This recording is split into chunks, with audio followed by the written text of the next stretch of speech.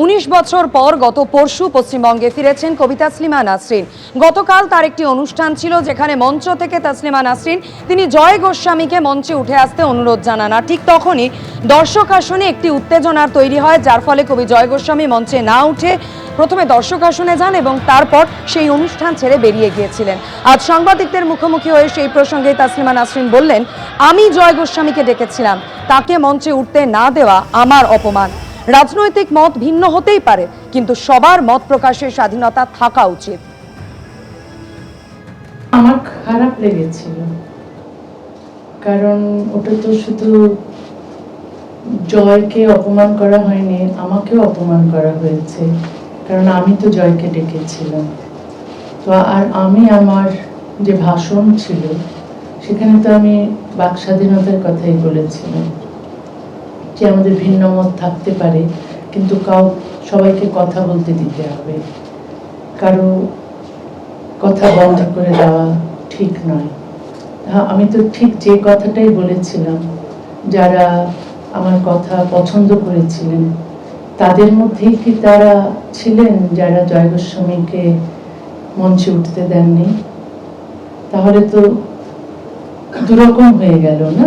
একদিকে একজন যখন মত প্রকাশের অধিকারের পক্ষে বলছে তখন তোমরা তাকে সমর্থন করছো, কিন্তু মত প্রকাশের অধিকারের জন্য যখন বাস্তবে তিনি আরেকজন কবিকে ডাকছেন, তুমি তখন তার কথা শুনতে চাইছো না। তাহলে তো আমার তো খারাপ লাগবেই, আমার লেগেছে, এবং আশা করি এইরকম অবস্থা আর হবে না, কারণ কলকাতা প্রগতিশীলদের শহর, এখানে সবাই বাক স্বাধীনতা এবং মত প্রকাশের অধিকারে বিশ্বাস করেন বলেই আমি বিশ্বাস করতে চাই। এবং রাজনৈতিক আদর্শ ভিন্ন হতে পারে, কিন্তু সবারই তার ভিন্ন মত প্রকাশ করার অধিকার থাকতে হবে।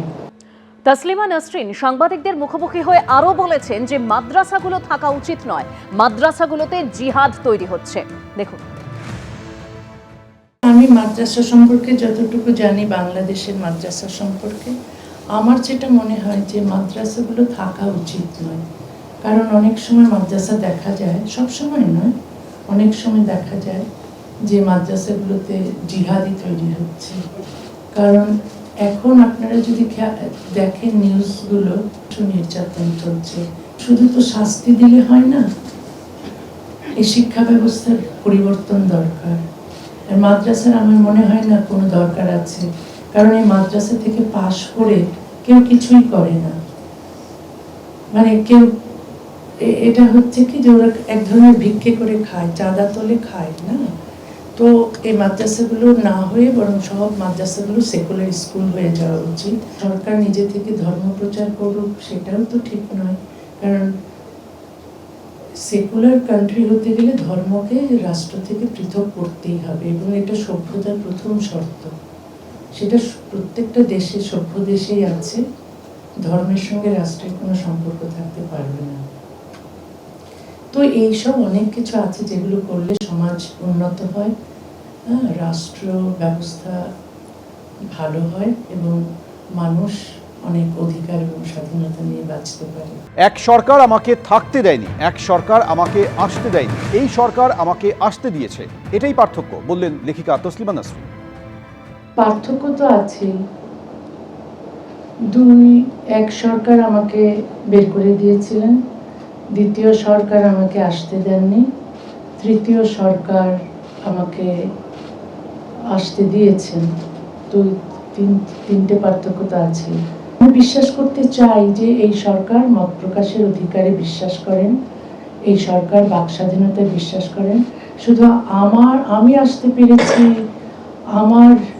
আমি ভিন্ন মত প্রকাশ করলেও আমি এখানে এই শহরে বা এই রাজ্যে প্রবেশ করার স্বাধীনতা পেয়েছি, সেটাতেই আমি সীমাবদ্ধ থাকতে চাই না। আমি চাই অন্য যাদের ভিন্ন মত আছেন তারাও যেন একই রকম স্বাধীনতা উপভোগ করে। এবিপি আনন্দ এগিয়ে থাকে, এগিয়ে রাখে।